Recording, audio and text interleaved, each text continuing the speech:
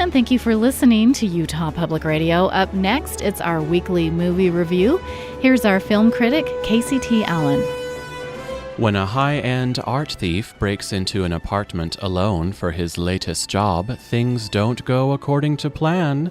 The efficiently sinister security system locks this man in the apartment from the outside, cuts off all plumbing and electricity, and increases the temperature. Trapped in this sprawling, beautifully furnished New York City penthouse with only a walkie-talkie and very limited food options, this man earnestly fights for survival and his sanity while making various attempts to escape. Starring Willem Dafoe, this film is called Inside.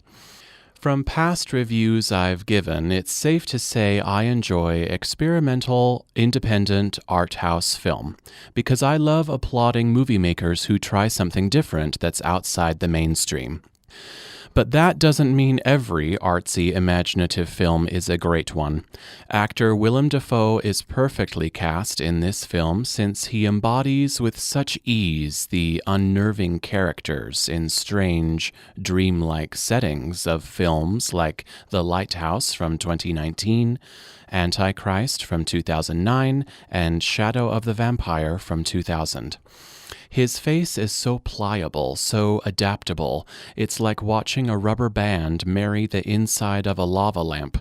Now, I'm saying that in the best possible way, as Willem Dafoe shows determination, stress, exhaustion, and fear all at the same time in this film.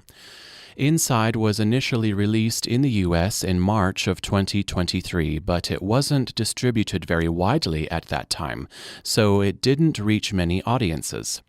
Now that this film is available to watch on Amazon Prime, I understand why it wasn't distributed to many movie theaters. It's bizarre and not easily accessible.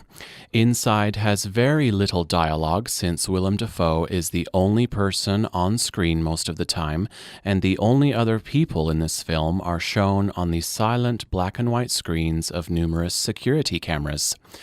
As a post-COVID film, this has some interesting cinematography choices to visualize the feelings of perpetual isolation, accumulated filth, and the disorienting passage of time.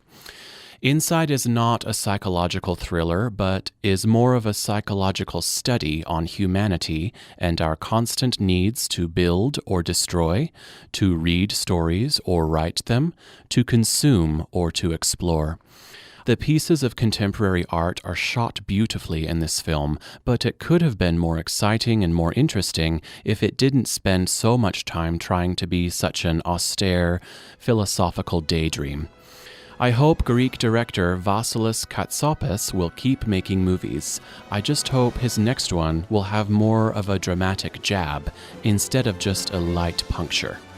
For Flicks at 48, I'm Casey T. Allen.